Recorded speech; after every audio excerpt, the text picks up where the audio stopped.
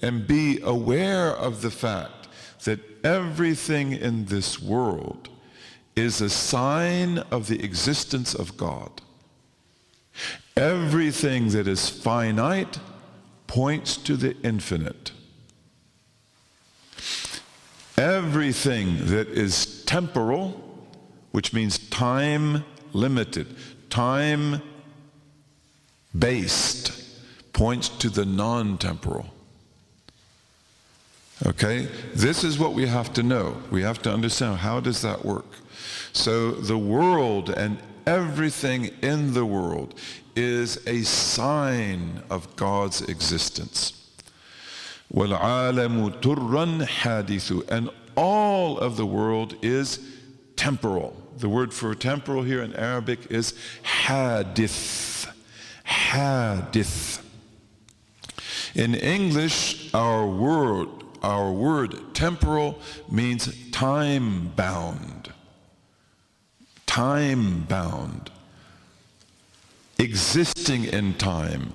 Limited to time. Having a past, present, and future. And it also implies that those things are space-bound. In other words, they are located in times and therefore also located in places. So the pillar is here at this moment. It wasn't here 40 years ago. It has a beginning. It's time-bound. It was made.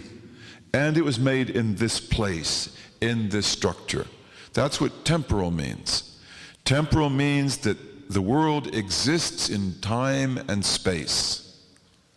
In Arabic, the word hadith is a little bit different in that it emphasizes a quality that all time-bound and space-bound things must have, and that is a beginning.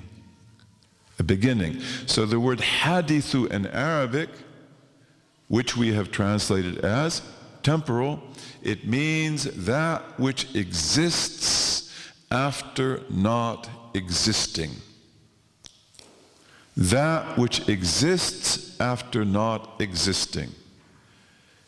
Everything that has a beginning.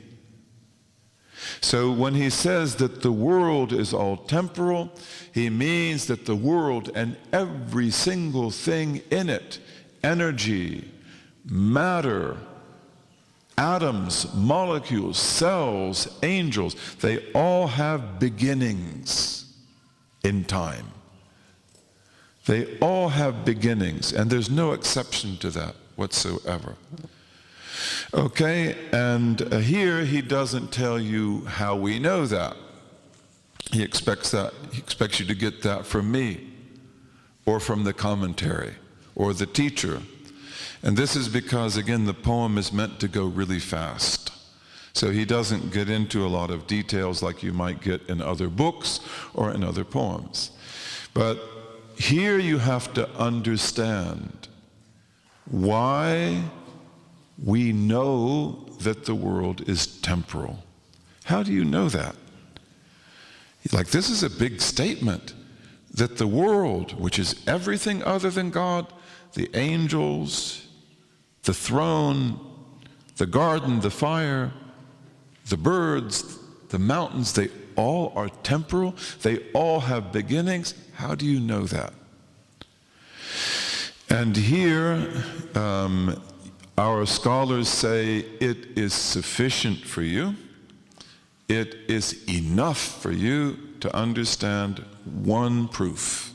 There are others, but there's one proof that is enough for you, and that is that change necessarily indicates beginning. That change necessarily indicates beginning.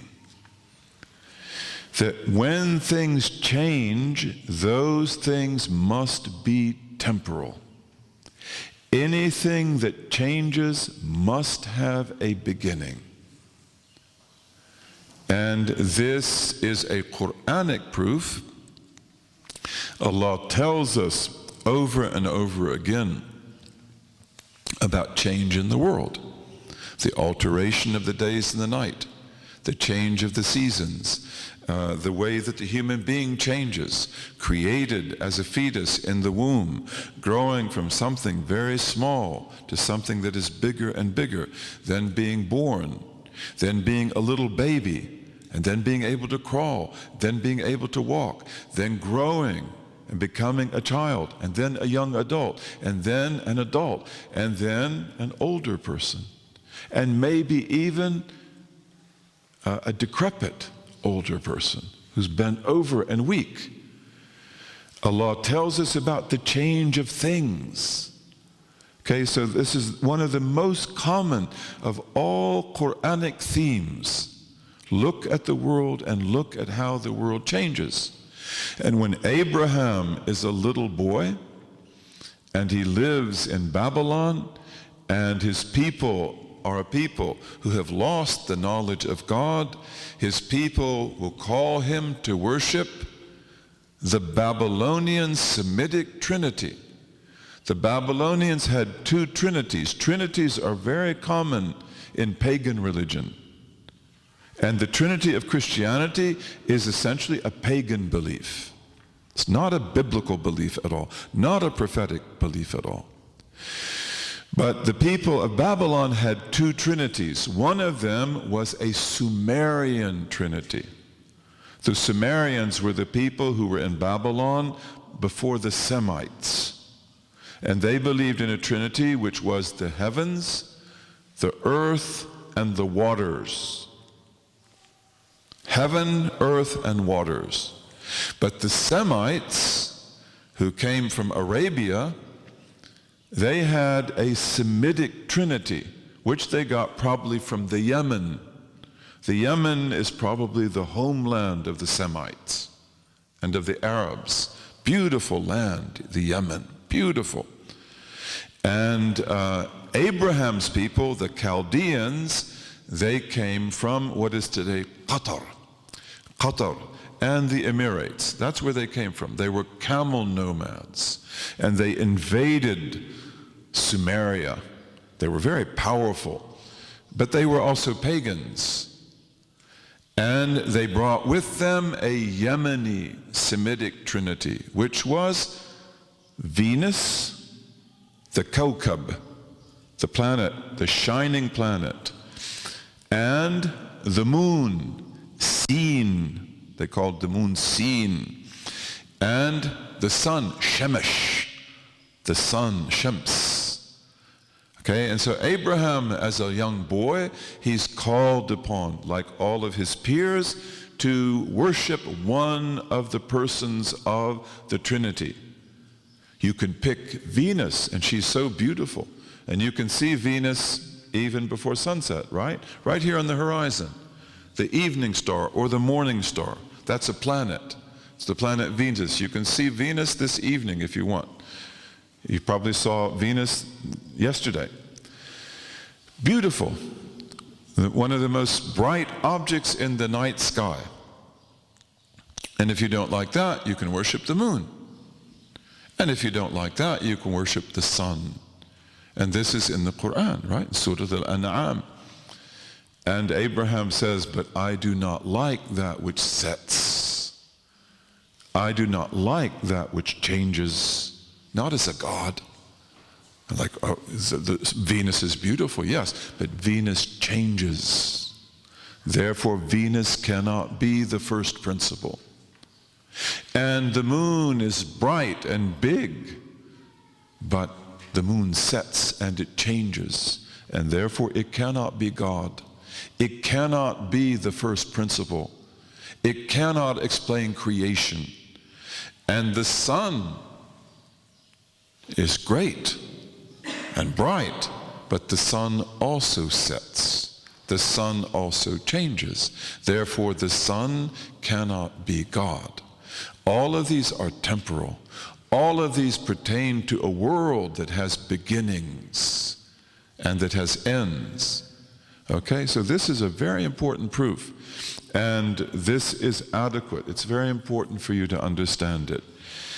How does it work? Okay, so this is a pin, right? A red pin.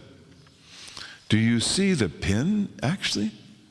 Because, like, if I take off the cap, it's still the same pin. If I were to put on another cap, you know, like the green one, it would still be the same pin. What do you see here? Do you see the essence of the pin? Do you see the penness of the pin? What you see are outward attributes. Right? You see the pin is red. You see that the cap is off. You see that the cap is on. You could look through and you could see that it's still full of ink. You can see that this little clip here is a silver color. You can see also that things are written on it in a language. Okay? You know, you see all sorts of attributes. These outward attributes are all that you can perceive by your senses. Okay, that when you see the pin, when you hear the pin, when you feel the pin, smooth. When you smell the pin, doesn't have much of a smell. Or if I were to taste it, it doesn't have much of a taste. But I can only perceive by my senses outward attributes. Outward attributes. Okay, even though this pin exists from day to day and from year to year, and it changes all the time. And every outward attribute that this pin has is changing. Every attribute that it has a beginning and a possible end. A beginning and an end. For example, now it has the attribute of moving. And it didn't have that a minute ago, and now it doesn't. Now it's still, and it's on the table. And now it's on the table, and now it's in my hand. These are all outward attributes.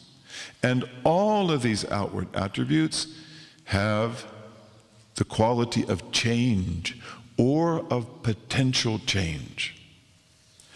And always this change means beginnings and new beginnings and new beginnings. Okay, that's pretty clear, isn't it? Not a problem. But I also see in my rational mind that I cannot coherently, intelligently speak about this pin without its having outward attributes. Right? Can you imagine this pin being a pin if it had no color? If it had no substance? If it wasn't made of plastic? It's made of plastic, I presume. But it's not made of plastic, not of wood, not of metal, not of anything else, not of a reed. If it didn't have ink, if it didn't have any outward attribute. If it didn't have any outward attribute, then we would say about it that it doesn't exist. Do you follow that? We would say about it that it doesn't exist. Therefore, we see in our mind's eye, and this is what the Quran wants you to see, that this pen has the same quality as its outward attributes.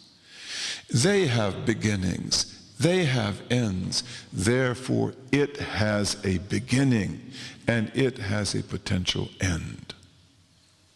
This is really, really important. And this is something that you need to go through. And maybe this afternoon when we come back, we'll talk about it again. And maybe I'll ask you questions about it first. So we see, you know, if you can get this. But this is what you have to understand.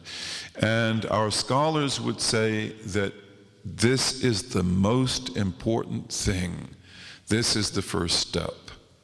That you must be able to understand in your mind's eye why and how the quality of change indicates that things have beginnings. When was the pin made? Was it made in 2001, 2007, 2010? I don't know. My mind cannot answer that question without exploring other things. Like maybe the pin will say that it was made in Japan in such and such a year. And that's just a probability. Maybe they were lying when they wrote it. Okay, so I don't know when this pin began, but I know that it did begin. And I know that if the stars move and they change, and they have the potential of change, that they must have a beginning. Just like every attribute they have has a beginning. And just like we cannot conceive of that star as existing without outward attributes that also have the potential of change.